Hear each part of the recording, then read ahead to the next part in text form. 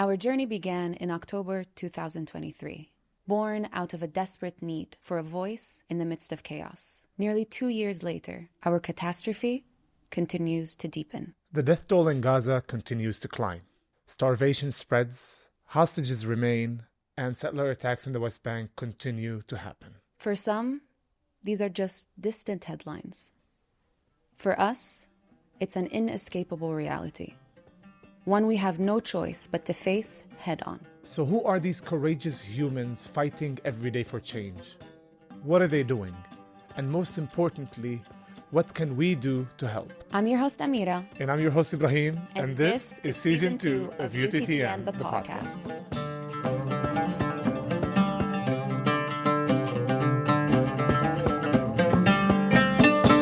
Ahla wa sahla, everybody, and welcome back to our old listeners. We are really excited to be back. Ibrahim, how are you? It's been a long time since we've recorded Season 1 of UTTN, and it's exciting time to be back on the podcast and to speak to our audience and to give something new to our third narrative community, something new to the world, and our shout to the world of the things that we want to change on the ground. And this is our way. Speaking of new, this is a new look also, new intro, new vibe, new studio, and we're going to get into that. I think the most important thing is that we've missed being here. And we missed our people. We missed the third narrative community, and we want to spread it. But definitely for our new listeners, it's important to do some definitions. Mm-hmm. Who are we? What is this UTTN, which stands for Unapologetic, the third narrative? So what does all of this mean, and what are the values of this podcast? So let's get into it. In our events, we talk about it a lot. We define it almost in the beginning of every single event. But I don't think we've ever talked about it on the podcast. Yeah, I think that's something that was missing in Season 1, and it was important for us to define together our values, the things that we want to highlight, what are the important things to us, and our boundaries as well. And now we're going to share it also with all of our guests. I don't know if you remember, Ibrahim, but we went back and forth for a while with hundreds of different name ideas. And it was actually in the first recording that we didn't release where we came up with the word unapologetic and third narrative. And that's how the name came about. Yeah, we said the word unapologetic like 20 times. We kept on saying we're unapologetically Palestinian. So what unapologetic means is that we're basically unapologetic about two things. One is our Palestinian identity that transcends suffering and transcends borders. And two is our commitment to what the future looks like and what it needs to have. Justice, collective liberation, and actual peace. But what does third narrative mean? And we started the third narrative at the beginning as a concept of a third approach, and one that is not polarized in the conversation into one side anti the other. But then this also transformed into something bigger. It became a community. And today for us, the third narrative is an inclusive and unique community that doesn't just mediate between two sides, but transforms the conversation altogether. And one that wants to pave a way for a better future, a joint future, and a just one. And that it has been a developing conversation. I know we've multiple times have actually sat and maybe fought about the definitions. I think unapologetic, we've been like seeing eye to eye about it, but the third narrative, we kept on talking. Is it community? Is it like, what is it? What does that mean? Is it our voice that is a third narrative, or is it the community that it's a third narrative? And it's, it started from our voice and then kind of transformed into the community. And we have to say the community created on its own. It's people who felt that they don't fit in the classic pro one side or the other, that they felt that they want to be pro their people, but they don't want to dehumanize an entire other peoplehood, and that they see a lot of things out there in the middle, but there's no space to hold that. To be pro my side, but also looking for solutions, also looking for what's the next, what can happen in the future, how can we transform this reality into something better. And they felt they didn't have a place. I think like part of the things that we bicker about is like a lot of wording. And we promise in this season, we're going to show you the differences. We're not going to script things behind or be too polite or But we're going to show you also how we deal with it.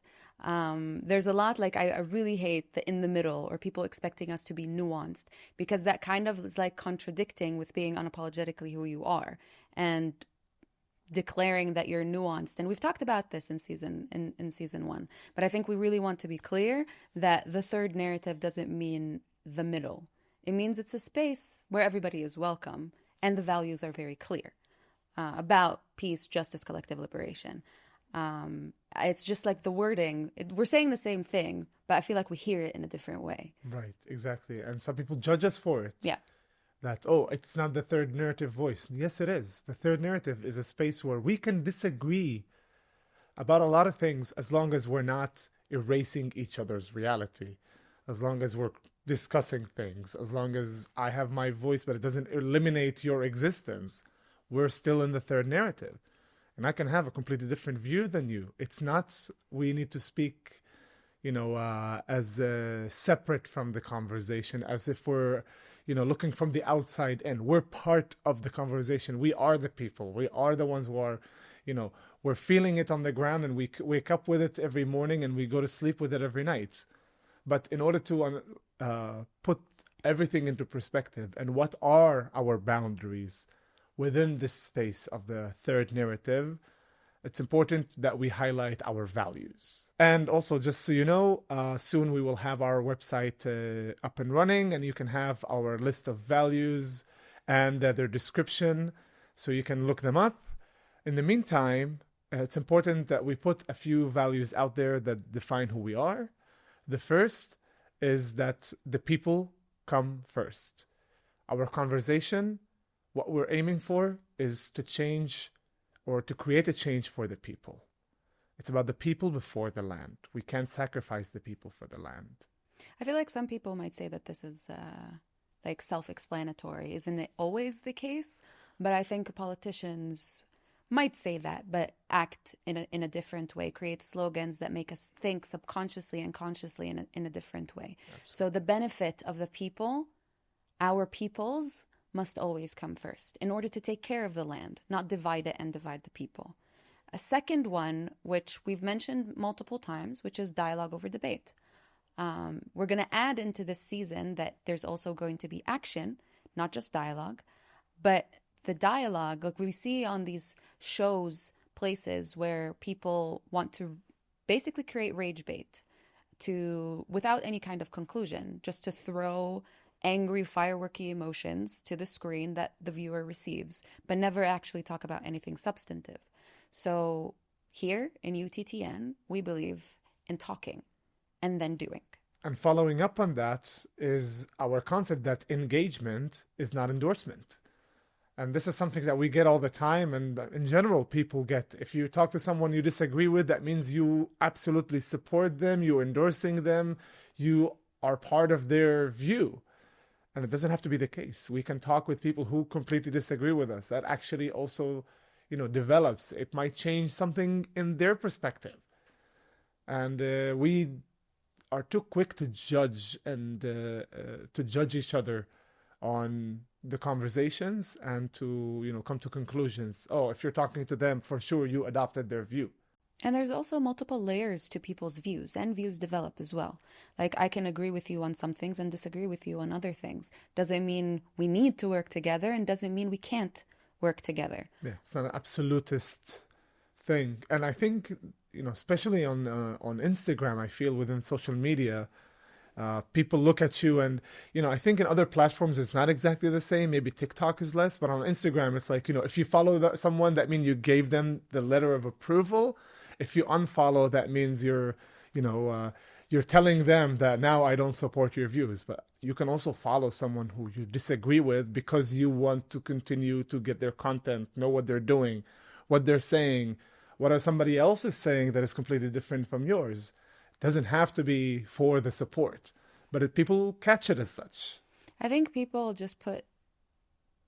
want leaders, and they want to literally follow and do what other people are doing that they admire, that they have put on that higher pedestal. And I think it makes sense, honestly, that they want someone to be picture perfect, right, in the image at least. And there's also the entire social dynamic of what social media is, where if you unfollow someone or if you meet someone in person, do I follow you? Do I not unfollow you? It's a bit awkward. But when you have a big platform, you do have a big responsibility. And everything you do, you share, you like, it is how it is what it is. Like, it's not, should it be changed? I think so. Is it nuanced? Yes. But it's also a big responsibility. And also, of course, another value that we want to discuss is the value of khalas. بكفي, enough. We had enough. It's important for us to emphasize that we are sick and tired of it. You know, people, it's almost 2 years in this time of recording this episode. It's too long. And, you know, the world continues to talk about it, but days pass by. The situation becomes even worse. We're still in this loop, and it feels like a loop now. And honestly, it's just exhausting. I wish we could do something else with our lives. Speaking of action, that's exactly what we're going to do in this season. Show people what others are doing, and we're going to demonstrate in this episode what to expect. What's the taste of the season, and also the structure of things. Because we know in the beginning when we started, we had a few segments. A lot of you missed them. We're bringing segments back, maybe not the same segments, but there's going to be a different structure. And in this episode, we're going to demonstrate what it's going to look like. But before we dive in, I think we need to mention that some of the episodes of this season are going to be sponsored by Beit of Hope and Albi World. If you want to know more about Beit of Hope and about Mihra Reimer, a dear friend of ours, you can visit one of the episodes in the international miniseries and know more about their amazing initiative that fosters literally vitamin hope. And by supporting initiatives and activists on the ground, and Albi World is the same thing with a focus and a niche on culture and cultural activism. In this season, we're going to be hosting activists, and in each episode, we will be looking and talking to each of our guests about primarily 3 things in our beautiful segments that we created. First, who you are. We're going to ask each of our guests who they are to define themselves, and we're going to do it in a very creative way, so hold your horses. What do they do, and what are their needs? What do they do on the ground? What is their work? What is their activism? And what are the things that they need from us, from me, you, our listeners, in order to improve and in order to continue and evolve their work and create a better change. So without further ado, let's get into it. Segment 1, who are you? Are you ready, Amira? Yeah, but let's explain what we're going to do. Let's do it. Each and every guest is going to come, and we're going to ask them to answer the question, who is Ibrahim, for example? And the trick is that we're going to ask this question 3 times in a row, and the guest has only one word that they can choose as an answer. So when I ask you for the first time, who is Ibrahim? Okay, let's start the sample. Who is Ibrahim? Ibrahim is a human. Ibrahim is a human. Again, who is Ibrahim? Ibrahim is an activist. Last time, who is Ibrahim? Ibrahim is an Arab. Oh, okay, Ibrahim is an Arab. Okay, we're about to have an interesting discussion. So after that, the guest answers these questions, we get to dissect. Human, activist, Arab. And we start the conversation. Why are these the first thing that came to mind for the guest, for this example, Ibrahim? And and this is the creative way that we want to discuss identity this time. Because the entire topic of season 1, the 30 episodes, was identity. This time is going to be more specific, but at the same time more diverse and nuanced. To see why it's interesting, why you chose human first, then activist, then Arab. Is there a reason for the sequence? I think so. I think first, I was raised from a very young age on the concept of humanism. I wasn't raised, and this is thanks to my mom, and I know I mentioned it in the season 1, and I'm mentioning it again. It's how I was raised. It's how she raised us. It's not to look at people with skin color, background, religion, gender, and this is something that stuck with me all my life. Even when, you're raised in an environment that sometimes has stereotypes and things like that, I was always able to break out of these conceptions because of the essence, so because of how I was raised, that I didn't even know the difference between Muslim and Christian as a little kid. Even in first grade, I was already 7, 8, and I still wasn't sure if my best friend is Muslim or Christian when my cousin asked me. I thought it was a weird question, where for him it was normal that he asked me that. But in my house, it wasn't the case. I met Jewish kids at the age 4 and 5. So for me, looking at kids and playing with Jewish kids, for me, it wasn't that they're Jewish. They just spoke Hebrew and were kids. And that is the essence of who I am, I feel. And what that did everything for me, and which evolved me to be the second thing, which is an activist. The feeling of personal responsibility, the feeling of how I was raised, the values that I come with, shaped something about me that, could be done in order to create a better change. Looking at the world in a humanistic way, having this upbringing, getting to know Jewish people at an early age, earlier than most at least, having this door to speak, quote unquote, with the other, getting to know the other community that exists with you on a deeper level than others, also gave me tools to be able to discuss the situation with them in a different way, in a way that I think the majority of my community struggles to, because I can talk to someone in their language, and I don't mean Hebrew, I mean in their cultural language. And these are tools that came because of who I am, but also helped me do what I do today. And interestingly, I thought about it a lot in terms of the third word, and I ended up with the word Arab. I'm part of I'm not surprised.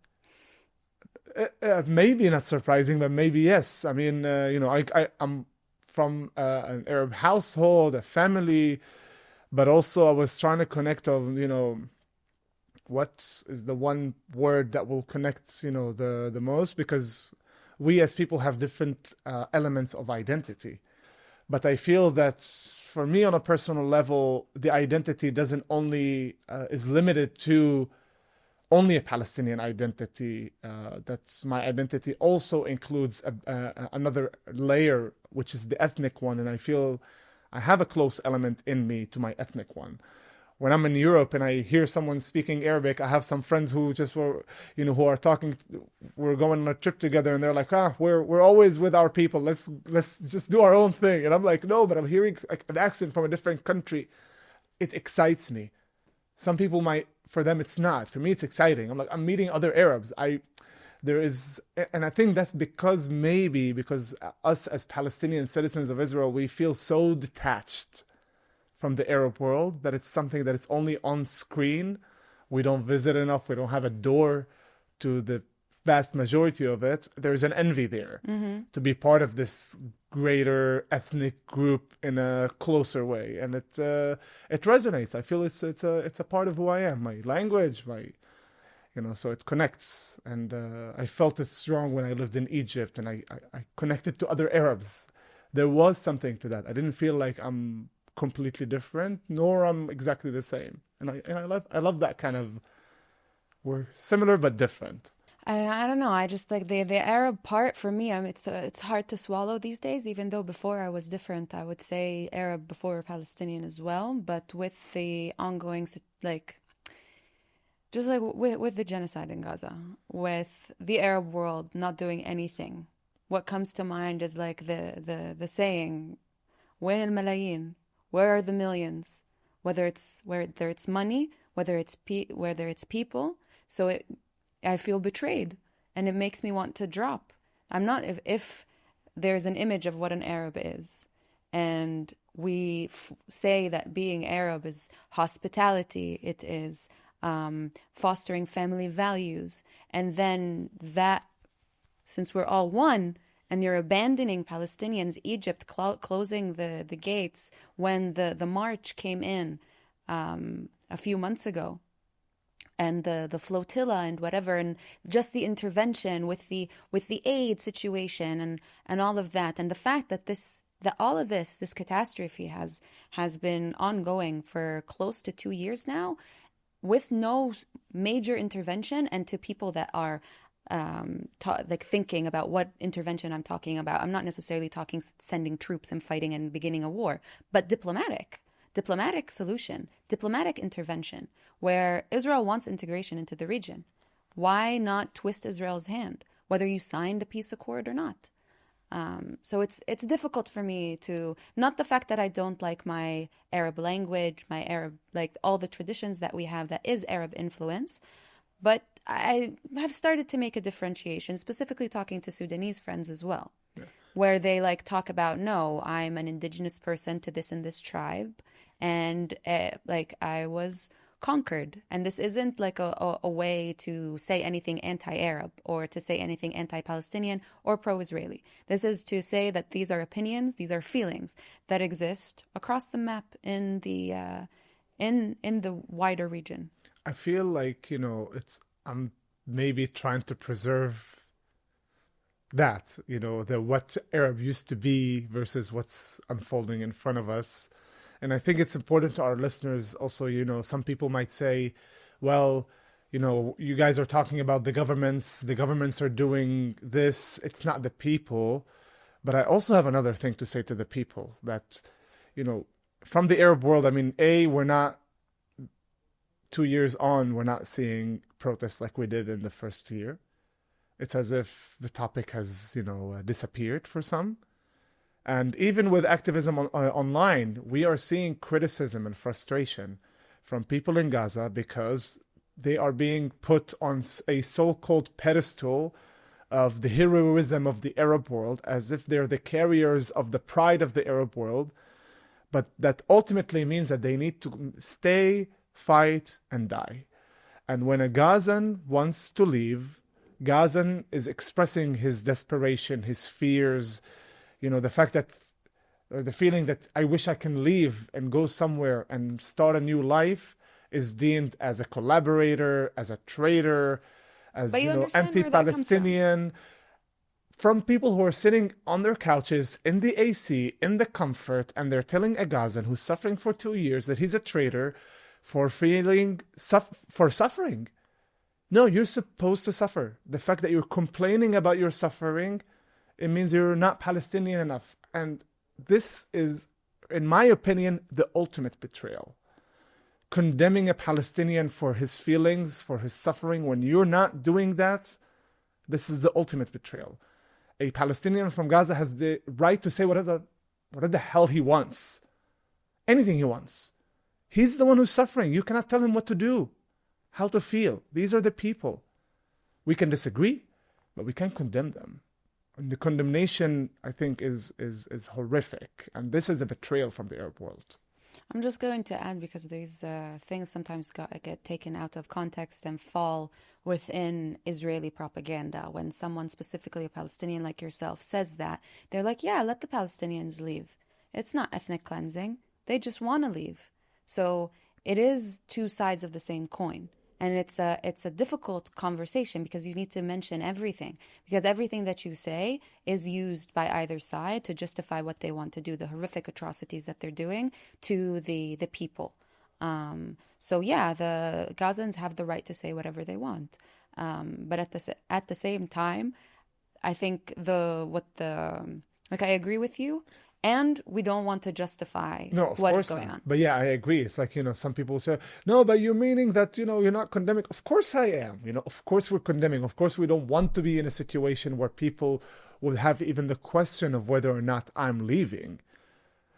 But while it's happening, this is the situation. Of course I don't want this to happen, but as it's happening, we need to allow the people to have the feelings that they have. But it's unfortunate that every time, by the way, but it's not like I agree with it. Like, so you have to give your... we live in the time of a 1.5 minute snippets. Yeah. And if you want to enter that world, you got to understand how it works. And if it's condemning it every time, then we condemn it every time. We would like to take a moment and to thank our Patreon community. Without your support, UTTN would not be able to shed light on the things we are presenting and the activism on the ground. Your support means the world to us. So if you're not a subscriber, join us on patreon.com/thirdnarrative, and you'll be able to access some exclusive content that we will have there, as well as monthly Zoom sessions with us. So join now and be part of the community. Now to you, Amira. Uh-huh. Who's Amira? It's a toss-up, this one, between a creative and a thinker. A creative, let's say, and a thinker. Mm-hmm. But we said one word. You're cheating already on the first episode. I'm saying, I can't cheat. I think it's the same thing. I'm a thinker. You're a thinker. Who's Amira? An edge walker. Who's Amira? A woman. Okay. Any specific reason for the order? No, not really. I guess identity comes up, or what we identify comes up as fierce as possible when one of them is being restricted. So I wanted to imagine in a way where my Palestinian identity wasn't restricted. Then I wouldn't be fighting as much to say that I am Palestinian.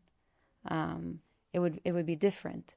And that's why in my mind, usually like Palestinian or woman would come first. But in a world where I didn't have the stress of fighting for equality and fighting for rights or recognition or basic human dignity, I think they would go a little later. There are things that I value more, which is I think I'm a creative. I like to think. I like to ask questions. I like to come up with answers, projects, this podcast, like all these things. So that's a big part of myself. And I also think that we were created on this world to self-express, whether that's singing, writing, producing.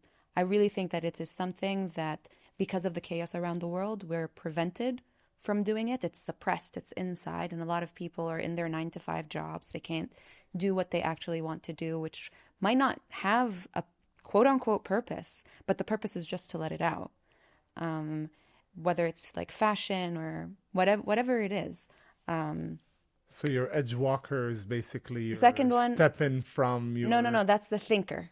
That's the thinker one. Yeah, I'm saying like the edge walker is the follow-up to the thinker, that you're not just thinking about all these things, but you're also taking these brave steps. No, that's not what it means. Okay. It means, I know for the people that watch anime, they'll understand what this means. It's basically a creature that's able to go into different worlds, and they can be on both sides. So I think I have a lot of layers to my identity. Yeah, to my identity. I've seen so many things, but nothing complete at the same time. Okay. So I've lived for the first maybe 4 or 5 years of my life in the States. I was born in the UK. I lived in Ramallah. I lived in Sheikh Jarrah. I've experienced the life in the West Bank, in Jerusalem, in 48 Palestine, abroad. And I went to a Christian school. I grew up in a Muslim household. I lived in a lot of different ways. And I think that's like I have the ability to kind of like go into different worlds when I want to, and think and see things in different ways when I want to, which is part of the reason why I can talk on this podcast, I feel like. Even like the Israeli experience, I feel like we also have an element of the Israeli experience, like with what happened during Iran.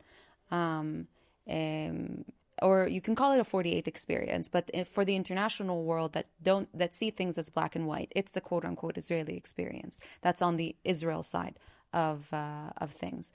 And I think it's a big part of I keep on trying to put myself like, this is what I am, and this is what I like, and this is my experience. But when in reality, I like flip-flop between places, and I have friends and family and loved ones in so many places. So it's a big part of who I am. And the third one is being a woman. And I've said this before in events and in episodes, is that when I walk into a room, in my head, before I open my mouth, I walk in as a woman. And abroad, if we want to remove Palestine out of the picture, it's actually being a woman. Or inside of Palestinian society, I walk in as a Palestinian woman. And that's a big part of who I am, why I do what I do, why I think the way that I think. And those are the questions that we're going to ask our guests, whether they come up again, questions that we have about certain types of their parts of their identity, to ask why, and it'll tie into the second segment. Our second segment is also pretty self-explanatory. It's about action. We asked who our guests are. Now we're going to ask, what do they do? And specifically, now we'll talk about what this season is about. This season, season 2, to set the intention, will focus on activists on the ground fighting ongoing injustices and fighting for, we're going to use the word co-resistance a lot and what that means. But that's exactly what we're going to focus on, from organizations to independent activists. But there's going to be a special focus. And in this particular season, our main focus is on two things: Palestinian activists and mainly women activists. So the majority of the guests are going to be Palestinian and they're going to be women. And, there are two reasons that we discussed on why we decided to make the focus on Palestinian activists. One thing that has been frustrating, I would say, from some of the audience responses that we've had, or even when we've gone abroad, is you're a sole voice. As if people want to set the stage that there are no Palestinians who are doing things in order to change things. And this is frustrating. This is tiring. And, it's like you can never win. When you don't do something, see, no Palestinian is ever doing anything or saying something. And when you do say it, no, you're a sole voice. So what do you want? Okay, fine. If that's the case, you're going to say that we're goddamn not a sole voice. There's so many people out there doing so many work, so much things on the ground, and they deserve the exposure also. They're not getting the exposure they deserve for the things that they do. And it's time to shut people up. We are there's the kind of creating a perception that Palestinians are unable to do. There are no people acting, as if Palestinians cannot do grassroots work, as if Palestinians are unable to speak up. They're not a brave people who will say their mind. They're all the same, and it's time to break the stigma. For me, I'm not coming from there. I'm not coming from there at all. That's my frustration out there. I'm not coming from there at all. And we discussed this. We were like, we're going to show the disagreements. I actually hate that point, because the Palestinians that we're going to bring are doing things because they have to do something. They didn't go ahead or where the Israelis that are working. They don't have any other choice. And many of the Israelis are the same, that they don't have anywhere else to go. But specifically for the Palestinians, that the situation is so dire. Like if they want to have a vacation, a time off, some of them can only go from one part of the territory to another. I sit with people that's like, my dream is to go to the beach and to sit on sand. I've never seen the sea. So for them, for me, it's like to show the audience that people are acting, not because they saw someone else do it, because they have no other choice. And if you need proof that people are doing it, then sure, here it is. But the point of the matter is that people are acting because they need to act. And the people that are listening to this need to act because they need to act. And that's where I'm coming from it, because we don't have that privilege as Palestinians at all. From wherever you stand, you don't have the privilege to look for a partner. You work, you do what you do because you want to bring food on the table, if that's a possibility, or you do it because you want to improve life for yourself. Able to for later on. And I'll say one thing before that, because there's something really important that you mentioned that I think our audience, it's important for people to grasp. The word need and where you're needed. And I think, sometimes we have a false perception of when we look at activists, some people judge activists for what they're doing. Oh, why aren't you doing this? Why aren't you doing this? Guys, we can't all do everything. We have different skill sets, different abilities, and different places where we're needed. We can't do everything, and we have to spread out. I can't do what Amira does. I just can't. I don't have that ability. Fostering youth, fostering young Palestinian leaders, young people in the West Bank, you can connect to them in a deeper place where I cannot. And it's important for all of us to understand where our skill set is at and where we can bring the most value. And it's part of the whole picture. And this is why we're going to bring all these different activists, because each one does something different. And everything together creates change. And in this season, it's not just the activists that are being put on the focus as Palestinians. Everything on this episode in this season is about Palestinian work. Yes. So this includes the intro that you heard, And the intro is done by... It's done by a very talented oud player. Her name is Layan, who is actually studying music therapy at Berkeley. And we stumbled across her actually during the It's Time event. I don't know when, the first one, which was like a big peace event inside of Israel proper. And she was one of the musicians that was playing oud. And then we reached out to her, and she was kind enough to, we said we wanted to invest in Palestine. One of the goals, one of the intentions that we want to set. So when we reached out to her, she was kind enough to agree. And that was the intro. And even the studio as well. We are today in Nazareth, in the capital of the north, as we call it, the largest Arab town in the north. Over 85,000 Palestinian citizens of Israel live in the city. And we are at a Palestinian studio, Nisan Film Production in the north, in Nazareth. For us, that was also a statement that we want to support. We want to be partners with other Palestinians, including with the studio, with the music, everything that we want to do here. We want to be working with Palestinians, activists, artists, film producers. Everything is going to be Palestinian work. And every single guest or every single episode, everything that you want to know, if you want to dive deeper into it in order to support or out of curiosity, you'll find everything in the description of the episode. And now to the third segment, the needs. In each episode, we're going to ask the activists about their specific needs.